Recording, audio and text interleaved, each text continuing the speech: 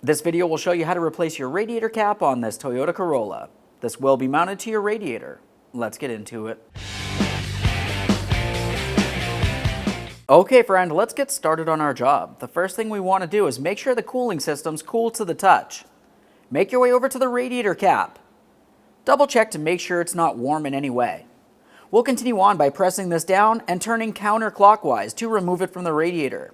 Make sure you lift up and away from your face. There it is, friend. A quick inspection. Now we can install our brand new radiator cap.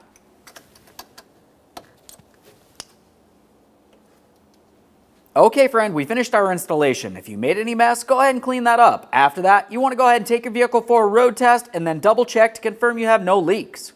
Thanks for watching. When only the best will do, demand TRQ. The only company that lets you view before you do. TRQ is committed to offering the highest quality aftermarket auto parts that are engineered for peace of mind. Thanks for using and viewing with TRQ.